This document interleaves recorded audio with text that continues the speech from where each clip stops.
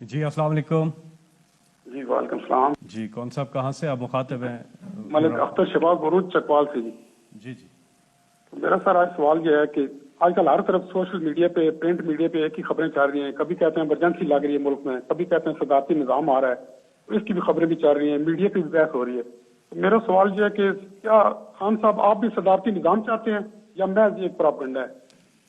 دیکھیں ملک صاحب, آپ کو پتہ نہیں یاد ہے, لوگوں نے پتہ نہیں, میرا جو پہلی دفعہ جب میں پرائم منسٹر بنا تو میں نے قوم سے خطاب کیا تو میں نے قوم کو ایک چیز کہی تھی کہ آپ کو بڑا شور ملے گا اور ساری جگہ سے آوازیں آئیں گی کہ ملک تباہ ہو گیا, یہ ہو گیا, نااہل ہے, یہ ختم ہو گیا. کیونکہ میں نے تب آپ کو کہا تھا سب کو کہ ہم نے کوئی مفاہمت نہیں کرنی, کوئی کمپرومائز نہیں کرنی. اس ملک کے وہ جو بڑے بڑے ڈاکو ہیں, میں واضح کرتا ہوں یہ چور نہیں ہے, یہ ڈاکو ہے.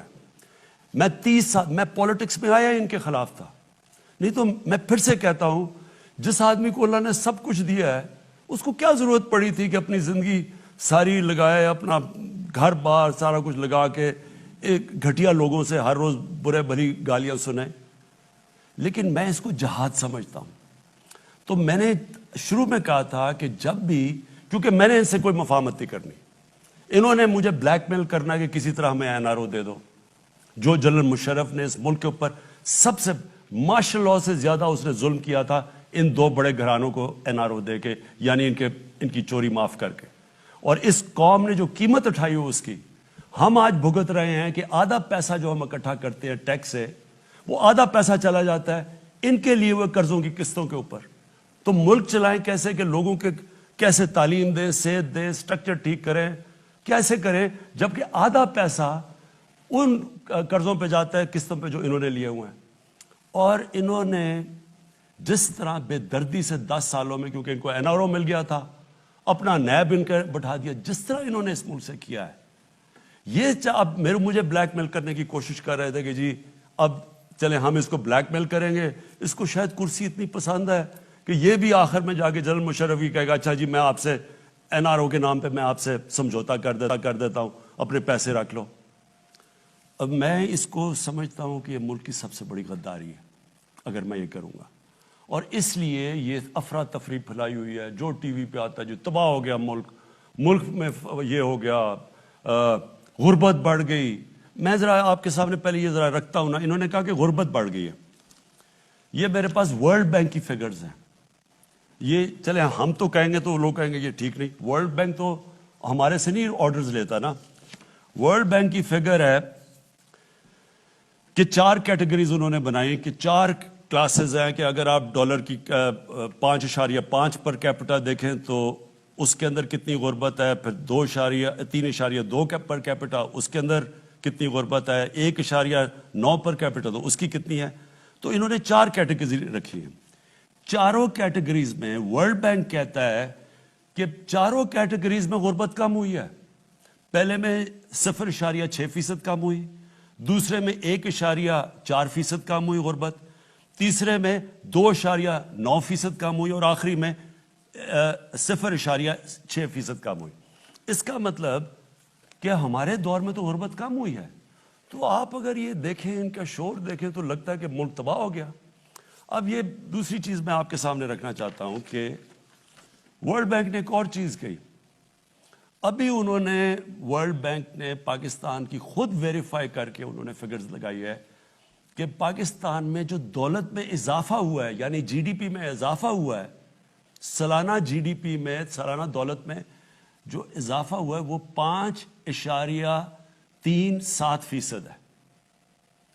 اب 5.37% جب کرونا کا مقابلہ کر رہا ہے ملک, جو ساری دنیا میں, ہندوستان میں تو نیگیٹو میں گئی ہے ان کی گروتھ ریٹ, تو ادھر جب پاکستان کا اضافہ ہوا ہے تو یہ کیسے کہہ رہے ہیں کہ غربت بھی بڑھ گئی, ملک بھی تباہ ہو گیا. ایک اکانومسٹ کی آ گئی ہے کہ جو ٹاپ 3 ملک ہیں جس نے سب سے بہترین طریقے سے, یعنی اہلیت تھی اتنے بڑے کرائسس کا مقابلہ کرنے کے لیے, اور دوسری طرف ورلڈ بینک کہہ رہا ہے کہ یہ 5.37% ہماری اکانومی بڑی ہے, تو میں آپ سوال پوچھتا ہوں کہ یہ کدھر سے تباہی آ گئی؟ میں خود تسلیم کرتا ہوں کہ دنیا کے اندر مہنگائی آئی اور کئی طبقے، تنخواہ دار طبقے کے اوپر مشکل وقت ہے، ساری دنیا میں مشکل وقت ہے. لیکن مجھے یہ بتائیں کہ آپ اگر شام کو ٹی وی دیکھیں اور جو ان کی باتیں سنیں، وہ دو آ جاتے ہیں، ایک بیچارہ تحریک انصاف کا معصوم بیٹھ جاتا ہے، وہاں باقی اینکر بھی مل جاتا ہے، وہ دو ان کے ساتھ جو دوسرے ہوتے ہیں، ملک مارا گیا، تباہ ہو گیا، یہ ہو گیا. تو یہ کیسے بتاتے ہیں اگر تباہ ہو گیا تو 5.37% ملک کی اکانومی بڑی کیسے ہے؟ اور میں آپ کو بتاتا ہوں بڑی کیسے ہے. اگر آپ، اور میں یہ بھی چاہتا ہوں، میں اپنے صحافیوں سے چاہتا ہوں کہ دیکھیں اتنی مایوسی کئی دفعہ پھیلا دیتے ہیں کہ وہ لوگ بیچارے سمجھتے ہیں کہ یہ تو ملک آج گیا تو کل گیا. یہ ملک اس وقت دنیا میں مثال دی جا رہی ہے جو سب سے بہتر نکلا ہے کرونا سے. اور یہ آپ ذرا سنیں کدھر کدھر فائدہ ہوا ہے ہم نے پالیسیز بنائی. سب سے پہلے کنسٹرکشن، پاکستان کی کنسٹرکشن انڈسٹری کے اندر جو بوم آئی ہوئی ہے وہ میں آپ کو بتاؤں. انہوں نے کہا نا کہ جی، مجھے کہتے تھے کہ جی انہوں نے کہا ہم گھر بنائیں گے اور یہ کریں گے اور ہم عام لوگوں کے لیے موقع دیں گے گھر بنانے کا. آپ ذرا یہ سنیں، اور یہ ساری جو میں آپ کو اعداد و شمار دے رہا ہوں یہ آپ اپنے موبائل سے چیک کر سکتے ہیں، کہ پوچھ سکتے ہیں. سب سے پہلے جی، جو بینکوں کے اندر یہ پہلی دفعہ پاکستان میں ہو رہا ہے کہ بینک چھوٹے لوگوں کو قرضے دے رہے ہیں گھر خریدنے کے لیے، اور اس کے لیے ہمیں بڑی محنت کرنی پڑی. وہ ایک ہوتا ہے فور کلوجر لا، وہ ہم نے جا کے اس کو عدالت میں لڑنا پڑا اور بڑی دیر سے 30 سالوں سے پھنسا ہوا تھا جو ہم نے کروایا. تو آج صرف پہلے یہ دیکھ لیں کہ 290 ارب کے لوگوں نے قرضے مانگے ہیں بینک سے. یہ کبھی پاکستان کی تاریخ میں نہیں ہوا. اس میں سے 123 جو اپلیکیشنز ہیں وہ بینکوں نے اپروو کر دی ہیں، پرائیویٹ بینکس ہیں. اس میں سے 40 ارب روپیہ دے چکے ہیں لوگوں کو اپنے گھر بنانے کے لیے. یہ وہ لوگ ہیں جو کبھی سوچ نہیں سکتے تھے اپنا گھر بنانے کے لیے، کیونکہ وہ کرائے کے گھروں میں رہ رہے تھے. اب جتنا وہ کرایہ دیتے ہیں اتنی وہ آپ قسطیں دے رہے ہیں اپنا گھر بنانے کی، جو ساری دنیا کے اندر جو آپ قرضہ دے کے اپنے گھر لیتے ہیں، جس کو مورگیج فائنانسنگ کہتے ہیں انگریزی میں. وہ پاکستان میں پہلی دفعہ شروع ہو گئی ہے. اب عام تنخواہ دار طبقہ اپنا گھر بنا سکے گا. پہلی چیز، ہماری جو گورنمنٹ کی منسٹری ہے 45,000 گھر یونٹس بن رہے ہیں اس وقت. 45,000 گورنمنٹ کے جو یونٹس اس وقت ہم بنا رہے ہیں، اور یہی ہماری اسکیم تھی. پرائیویٹ سیکٹر کے اندر اب یہ سننے والی بات ہے، کیونکہ ہم نے کنسٹرکشن میں بڑی لوگوں کو چھوٹ دی، ہم نے ان کو انسینٹیوائز کیا، ان کے لیے ان کے رکاوٹیں دور کی. 324 پروجیکٹس ہیں کنسٹرکشن انڈسٹری میں، اور اس میں 30 لاکھ گھر بن رہے ہیں. 324 پروجیکٹس ہیں، 30 لاکھ اس وقت گھر کنسٹرکٹ ہو رہے ہیں. اس سے آپ یہ سمجھ جائیں کہ جو آپ سوچیں کہ جب آپ گھر بنتا ہے تو اس کے گھر کے اوپر 30 انڈسٹری اس کے ساتھ ہوتی ہے، یعنی کسی نے دروازہ ہونا، کسی نے لاکس بنانے ہوتے ہیں، ٹائلز وغیرہ وغیرہ، 30 انڈسٹریز. تو آپ سوچیں کہ اس سے اس ملک میں گروتھ ریٹ تو اس لیے بڑھی ہے، اکنامک ایکٹیویٹی بڑھتی ہے تو گروتھ ریٹ بڑھتی ہے. اس کے بعد اب کسانوں پہ آ جائیں. میں صرف کسانوں، 4 ہماری کپاس، گنا، چاول اور ویٹ، گندم، ان کے اندر پاکستان کی تاریخ میں، کاٹن میں نہیں باقی تینوں میں، اور پھر اس میں مکئی بھی ڈال دیں، مکئی، تو یہ ریکارڈ پروڈکشن ہوئی ہے پاکستان کی تاریخ میں، اور ان کو ریکارڈ پیسہ ملا ہے. اس کی وجہ سے ان کے جو پیسہ گیا ہے دیہاتوں کے اندر، میں ذرا یہ آپ کو دکھا دوں کہ ہر 73% ان کی انکم بڑھی ہے. اس کا مطلب کیا؟ ہم نے عام فیملی کا کیا ہے کہ ہر فیملی کو 1,65,000 اضافہ ہوا ہے ان کی آمدنی کے اندر. یہ دیہات کے اندر میں بات کر رہا ہوں.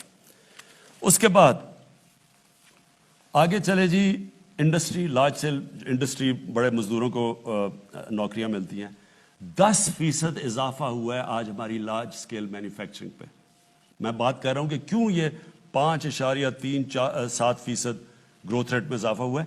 ہماری لارج اسکیل مینوفیکچرنگ میں 10% گروتھ ہوئی ہے، دیر کے بعد ہوئی ہے. گاڑیوں کی پروڈکشن ریکارڈ کے اوپر، ٹریکٹرز 15% بڑھے ہیں، موٹر سائیکل ریکارڈ سیلز ہوئی ہیں. پیسہ آیا تو یہ ہو رہا ہے نا. اگر اتنے برے حالات ہوتے، غربت بڑی ہوتی تو یہ کدھر سے سیلز ہو رہی ہیں؟ پاکستان کی ٹیکس کلیکشن تاریخ میں کبھی اتنا ٹیکس اکٹھا نہیں ہوا. 6000 ارب انشاءاللہ ہم ٹیکس اکٹھا کریں گے، اور میں آپ کو انشاءاللہ میں نے وعدہ کیا تھا کہ ہم 8000 ارب روپیہ پاکستان سے میں ٹیکس اکٹھا کروں گا. انشاءاللہ اس سے بھی آگے جائے گا. جو اب ہم جو آٹومیشن لے کے آ رہے ہیں، ٹیکنالوجی لے کے آ رہے ہیں، ٹیکس بیس بڑھا رہے ہیں. اچھا، پھر کارپوریٹ سیکٹر آ جائیں. جو بڑی بڑی بزنسز ہیں، ان کی پروفیٹیبلٹی جو میں نے کہا کہ ان کو میں آپ کہوں گا کہ آپ مزدوروں کی تنخواہ بڑھائیں. انہوں نے 930 ارب روپے کا فائدہ ہوا ہے. انہوں نے یہ 2021 کے سال میں ان کی پروفٹ بڑھے ہیں، ان کی پروفٹس میں اضافہ ہوا ہے. پرائیویٹ کریڈٹ آف ٹیک، یعنی جو لوگ پرائیویٹ کنسرنز ہیں، جنہوں نے انویسٹ کرنا ہے، جنہوں نے سرمایہ کاری کرنی ہے، انہوں نے ریکارڈ ان کے کریڈٹ میں یعنی بینکوں سے انہوں نے پیسہ لیا ہے انویسٹ کرنے کے لیے، جو 10 سال میں سب سے زیادہ لیا ہے. اور وہ 1 ٹریلین 1100 ارب روپے کا انہوں نے لیا ہے. ہمارا آئی ٹی سیکٹر جو فیوچر ہے وہ آئی ٹی کی ہے، اور پہلی دفعہ ہم نے انسینٹیوز دیے آئی ٹی سیکٹر کو. ان کی 2 ارب سے 3.5 ارب ڈالر کی ایکسپورٹس بڑھی ہیں. حالانکہ یہ کچھ نہیں ہے، 47% انکریز ہوئی ہے، لیکن جو ہم اب ان کی مدد کر رہے ہیں، انسینٹیوز دے رہے ہیں، فیوچر یہ ہے انشاءاللہ یہ سب سے تیزی سے بڑھے گا. ایکسپورٹس ہماری ریکارڈ ایکسپورٹس ہوئی ہیں. ہماری اس وقت 31 ارب ڈالر کی ایکسپورٹس ہیں جو ریکارڈ ہے. میں سمجھتا ہوں یہ بہت کم ہے، لیکن ہم پورا زور لگا رہے ہیں، کیونکہ ملک تو تب ترقی کرے گا جب ایکسپورٹس بڑھیں گی. اس کے اوپر پورا زور لگایا ہوا ہے. اور ریمیٹنسز جو بیرون ملک پاکستانی، انہوں نے سب سے زیادہ پیسہ بینکوں کے تھرو اس بار ہی بھیجا، 30 ارب سے زیادہ، 30 ارب ڈالر سے زیادہ. اس کی وجہ سے ہماری جو میں آپ کو کہہ رہا ہوں کہ ملک کے اندر یہ جو گروتھ ریٹ جو ہم کہہ رہے ہیں کہ یہ سارے پہلے تو کہتے ہیں اتنا برا حال ہے، اب ایک دم جب پتہ چلا کہ 5.37 ارب کی گروتھ ریٹ ہوئی ہے، اکانومی بڑھ رہی ہے، تو اب وہ خود ہی ان کو سمجھ نہیں آ رہی کہ اس کا کیا جواب ہے. تو اس کے کوئی بہانے مار رہے ہیں. میری پھر سے اپنی میڈیا سے، لوگوں سے میری آپ سے ریکویسٹ ہے کہ دیکھیں، تنقید بہت ضروری ہوتی ہے ایک ملک کے لیے. اور میں پھر سے کہتا ہوں، میں 50 سال سے میں تو پبلک آیا میں ہوں، میں تو تنقید سنتا آیا ہوں، اور تنقید کو ایک اچھی چیز ہوتی ہے. لیکن ایک پروپیگنڈا ہوتا ہے، ایک فیک نیوز ہوتا ہے، جو جان کے فیک نیوز کے ذریعے ایک ملک میں یہ جو مایوسی پھیلائی جا رہی ہے، جی تباہ ہو گئے، مارے گئے، جی ملک ختم ہو گیا. یہ وہ لوگ ہیں جو مافیاز ہیں. میں پھر سے اپنی قوم کو بتانا چاہتا ہوں، ہمارا مقابلہ مافیاز سے ہے. یہ عام لوگ نہیں ہیں، یہ پولیٹیشنز نہیں ہیں، یہ مافیاز ہیں، جن کا صرف ایک مقصد ہے کہ کسی طرح یہ گورنمنٹ اس لیے گرے کہ کیونکہ ان کی وہ جو کھانا پینا، جو روزی لگی ہوئی تھی، جو حلوے کھا رہے تھے، جو باہر ان کی اپارٹمنٹس تھی، یہ اس کے اوپر ٹانگ نہ آ جائے، کہیں ان کا احتساب نہ ہو جائے. اور یہ بیٹھ کے، اور اس کے اندر میڈیا میں لوگ بیٹھے ہوئے ہیں، افسوس سے کہنا پڑتا ہے کہ وہ ان کے ساتھ مل کے مسلسل مایوسی پھیلا رہے ہیں. تو ان سے میں آج یہ پوچھتا ہوں کہ اس کا کیا جواب ہے کہ آپ نے تو جو جس طرح کی مایوسی پھیلائی ہے، بتائیں کہ یہ گروتھ ریٹ 5.37% کی کیسے ہوئی ہے. اور یہ ہم نہیں کہہ رہے، یہ ورلڈ بینک کہہ رہا ہے. یہ جو ساری میں نے سیکٹرز کے اندر گروتھ ہو رہی ہے، یہ بڑھ رہے ہیں، یہ کیسے ہو رہا ہے؟ اگر یہ اتنے برے حالات تھے تو یہاں تو آج بینکرپٹ ہونا چاہیے تھا لوگوں کو. اس وقت تو لوگوں میں بے روزگاری بڑھنی چاہیے تھی. روزگار بھی بڑھ رہا ہے، غربت بھی کم ہو رہی ہے، ملک کی دولت میں بھی اضافہ ہو رہا ہے، ٹیکس کلیکشن بھی بڑھ رہی ہے، ایکسپورٹس بھی بڑھ رہی ہیں. تو یہ مایوسی کس چیز کی ہے؟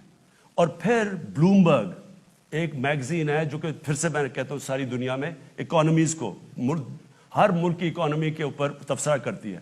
وہ کہہ رہی ہے کہ پاکستان کی جو اب اکانومی ہے وہ سسٹینیبل راستے پہ چلی گئی، اور آگے انہوں نے پریڈکٹ کیا ہے کہ ملک صحیح طرف آگے جا رہا ہے. ہم تو نہیں کہہ رہے. تو میں اس لیے اپنے لوگوں سے ریکویسٹ کروں گا کہ بیلنس کریں. تنقید تو اچھی ہوتی ہے، لیکن ساتھ ساتھ یہ بھی تو بتائیں، اس کا بھی تو بتائیں کہ یہ جو ملک میں فائدے ہو رہے ہیں.